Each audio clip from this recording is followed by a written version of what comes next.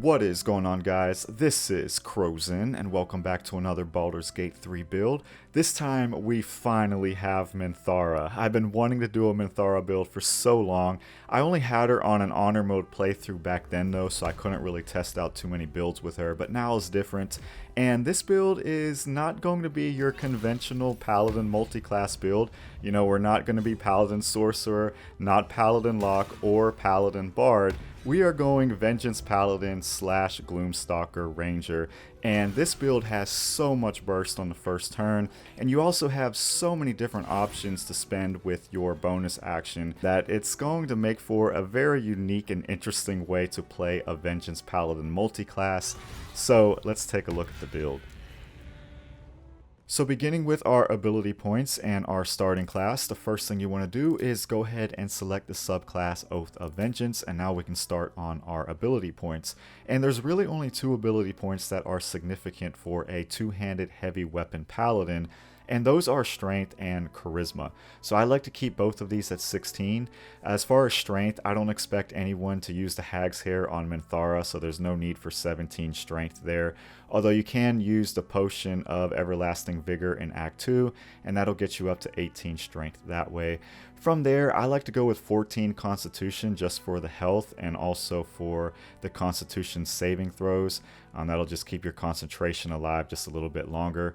And then I go for 12 Dexterity for the +1 bonus to Initiative, since Paladins do lack in Initiative, especially the Strength ones. So until we get to that Gloomstalker Ranger side of things, we are going to have pretty low initiative with this build.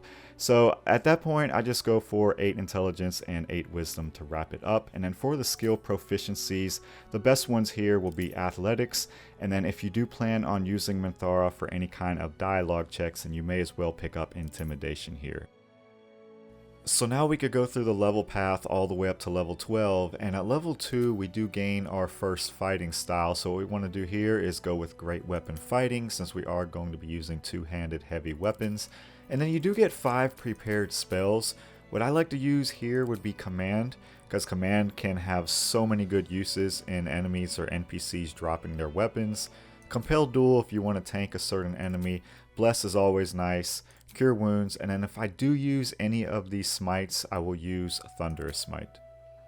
So at level 3, we get probably one of the most significant class actions for a Vengeance Paladin, and that is Vow of Enmity.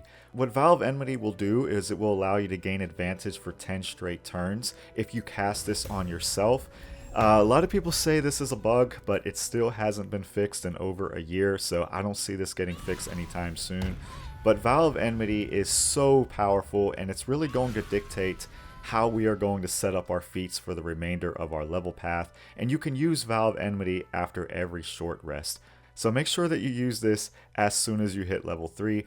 You also get Hunter's Mark here, and Hunter's Mark is a nice bonus action, but Minthara has her own soul branding bonus action that is basically just as good as Hunter's Mark, and you can use it on your party members to buff any of your party members up too. So Hunter's Mark is probably less significant on a Minthara build, and probably better if you were just using a regular character for your Vengeance Pally.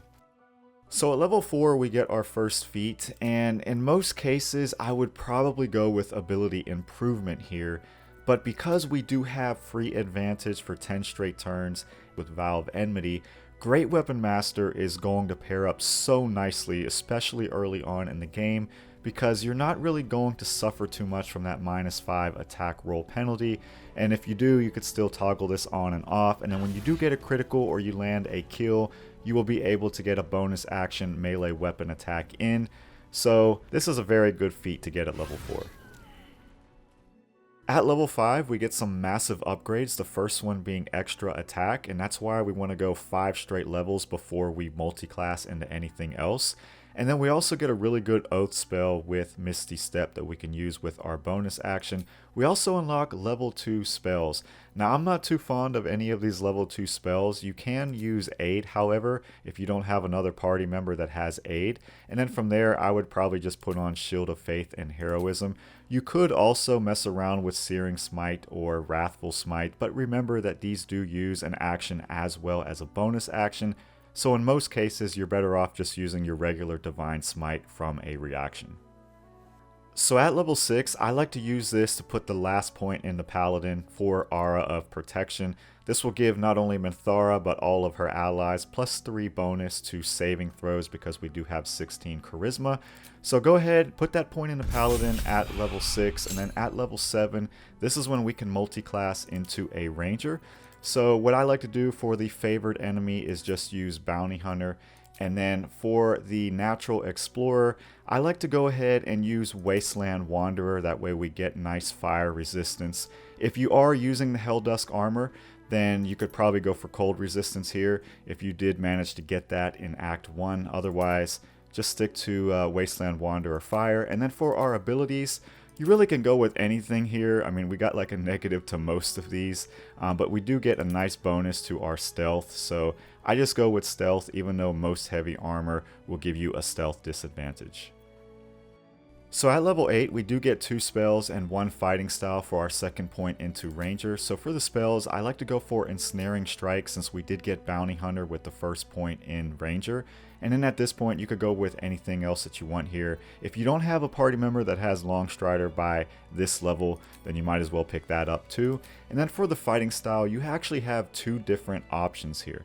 You could go for archery if you do plan on using any kind of bows or ranged weapons, because you will get a +2 bonus to your attack roll, which is pretty significant for, you know, a class that doesn't have a high dexterity number. So you could go for that. Personally, I just go for defense. That way I get a +1 bonus to my armor class and make Minthara even tankier. So at level 9, we get our main class action that we want out of a Ranger, and that is the subclass Gloom Stalker, so we can get Dread Ambusher. So Dread Ambusher will give you a +3 bonus to your initiative, which means that that low dexterity number for Minthara is not going to matter. You're going to start pretty early into every fight, and on the first turn of combat, not only does your movement speed increase, but you can also make an extra attack that deals an additional 1d8 damage. So you can really get a lot of burst with a Vengeance Paladin on the first turn. And then you also get the additional kind of like lore background where I feel like this really fits Minthara, right? Being a Gloom Stalker. And then you also get 1 additional spell, and then for this spell you could either go for Hail of Thorns or Speak with Animals here. Either one works. At level 10, I like to keep going into Ranger because we can get our second feat here. And you really have 2 options, but I would recommend only one of those. So you can go for ability improvement and raise up your strength to 18, but the better option is to go for Savage Attacker. Savage Attacker is like a Paladin essential feat because it's going to really make your smites and everything do so much more damage that you cannot neglect getting this. And then by this level, you're going to have a couple of damage riders that's going to help with Savage Attacker, so it's really a no-brainer here. So at level 11, we can start doing some other interesting things to push our burst over the top. So what I like to do here is multi-class into a Cleric. Go for the War Domain subclass, as this will give you 3 extra attacks that you can use as a bonus action per long rest, so it can give you even more burst to this build. Then you get 3 cantrips. What I like to do for these cantrips is go for Thaumaturgy, especially if you use Minthara for any kind of intimidation checks. You could also pick up Guidance here, even though she probably won't be your primary Guidance user. Sometimes your other character that casts Guidance all the time might be too far away, so this is actually useful to get here. And then you could also go for Produce Flame. The deity will always be Loth by default because Minthara is a Lothsworn Drow. And then you also get 2 abilities. I like to just put these with the default that they have given here with Religion and Insight.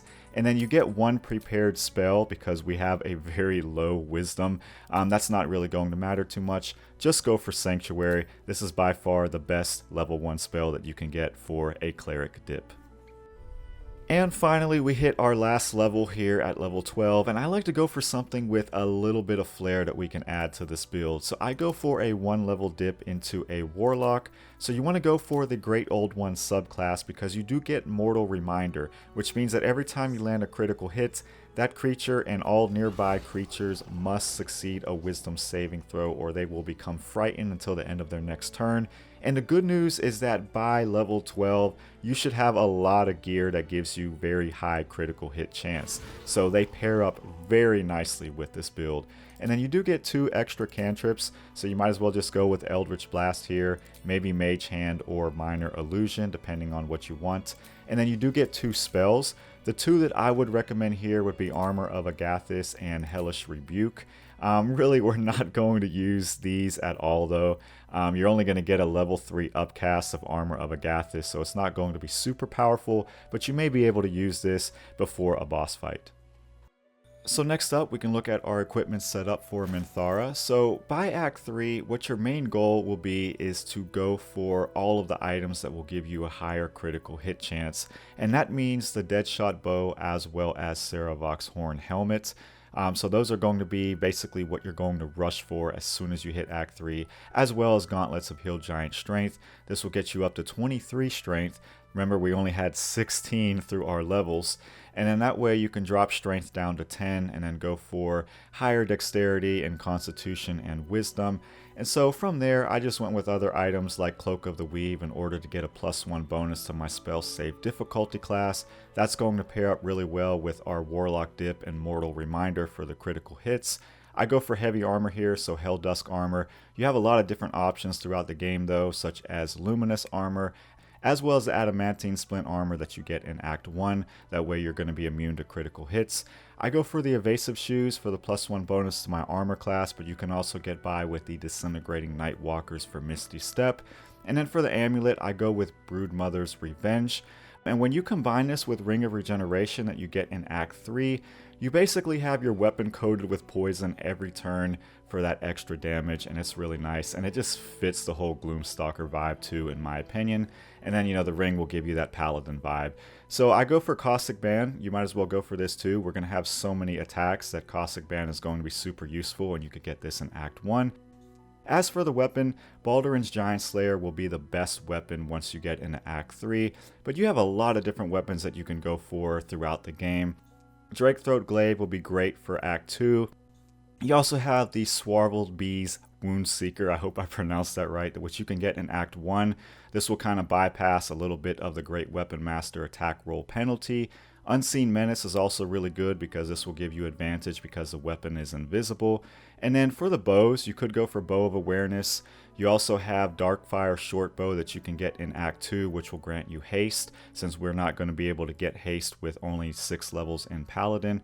You could also go for Hellrider Longbow in Act 3 for a +3 bonus to initiative, but I recommend swapping that out for the Deadshot as soon as you come across this in Act 3. And before I end off here, I want to mention some early helmets and gloves that you can use for Minthara as well. So you can use the Diadem of Arcane Synergy up until level 6. The reason why I say up until level 6 is because it's going to use Arcane Synergy for the last spellcasting modifier class that you used. So after level 6, it's going to go to Wisdom with Ranger, which is not going to be good. So you could probably use this prior to level 6. Otherwise, I think Grimskull Helm is a really good helmet that you can get in Act 1, as this will make you immune to critical hits. You also have a Helmet of Smiting. And then for the gloves, you can use Gloves of the Growling Underdog to give you advantage when you're surrounded by 2 or more foes.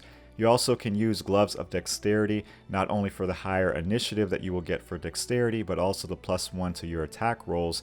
And then in Act 2, you can get the Flawed Helldust Gloves to give you a little bit more damage on your weapon attacks. So now we could take a look at a combat showcase featuring this build in action, and I'm going to try to make this more of like an offensive minded rotation, but just keep in mind that Paladins are great support classes as well. They have a lot of different spells that they can use to help out their allies. In this case, we do have Sanctuary here, we have Lay on Hands, we even have Soul Branding, which is for Minthara, and she could buff up the allies with this or buff up herself for the extra fire damage. But in this case, we're going to go more on the offensive mind of things. So I'm going to start out with Vow of Enmity. I recommend you use this on yourself, especially during a big fight, if it's a boss or something like that. That way you have advantage on every turn. So the first thing I like to do is go out into Dread Ambusher, and I like to use this on the enemy with the highest health because this is where you are going to get the most damage on this first turn. And as you guys can see, I also added Luck of the Far Realms, which is an Illithid power. You only need to spend 1 Illithid Parasite to get this for Minthara. I recommend that you get it because criticals are so important for this build that you might as well have this and keep this in your back pocket for when you need it on a boss or something like that. So since I didn't get a critical here, I'm just going to go ahead and use this now. And we might as well just use a level 3 spell to just knock that enemy out of the way. As you could see, our Mortal Reminder ended up coming into play here, and now we got 2 enemies that are frightened, so they can't move. So now we could just keep on going for the attacks. So I'm going to go with Topple the Big Folk here, which is action unique to the Baldurin's Giant Slayer. Just go for this enemy here. We got a critical. I'm going to go right back into a level 3 Divine Smite, just to make sure that this fight goes by faster. And now what we can do is go for, I guess we'll go for this guy since we got both of these enemies frightened. So let's just take him out of the way, and then we'll go for the highest HP enemy here. And we get another critical. I wonder if this level 3 Divine Smite will take this enemy out. Oh yeah, 51. Yeah, that's where Savage Attacker comes into play, because it can just re-roll all of those damage rolls and you could get some crazy criticals. So now we got an extra attack, so we might as well just use it right here. Once again, another critical. This build just gets to be ridiculous once you get to Act 3. So we might as well just take that enemy out. And yeah, there's only 2 enemies left and we are on just the first turn. So now we're in turn 2, and now we could see either the bonus action from the War Priest extra attack come into play here, or our Great Weapon Master extra attack that we will get from either a crit or a kill. So we'll just go ahead and attack this guy, and we'll go ahead and use another crit there. So this build is just crazy with the criticals sometimes. And just so you guys know, I am using Elixir of Viciousness. This will actually give me a little bit of a higher critical hit chance. I recommend using this, especially once you get them Gauntlets of Hill Giant Strength. That way you got that 23 strength and you don't have to worry too much about strength at that point. And then I also am using Haste, if you guys haven't noticed, just to make this fight go by quicker. So now we do have our Great Weapon Master bonus attack that we got from the critical / kill. So we could either use this, or we can use one of our War Priest charges. So I'm just going to go ahead and use the Great Weapon Master extra attack here with the bonus action since we got it up. And in most cases, you're not going to want to just spam your Divine Smites like I'm doing. But whenever you get criticals, you definitely want to use your Divine Smites in that case. Otherwise, you want to save them, try to hold them out for criticals or until you desperately need them on a boss fight or something like that. So I'm just going to choose not to react there and just go back into another one. So we didn't get a critical there that time, so this will basically be the end of the fight. So I hope you guys enjoyed my Minthara Vengeance Paladin / Gloom Stalker Ranger build, and this build just has so much burst potential, as you guys have noticed, not only between the Dread Ambusher from the Gloom Stalker, but all of these bonus attacks that you can get between Great Weapon Master or the Cleric Dip, that it just gives you such a high damage potential, and I feel like this build really fits Minthara's style, especially the Gloom Stalker side of things. So let me know what you think, and I will see you in the next video.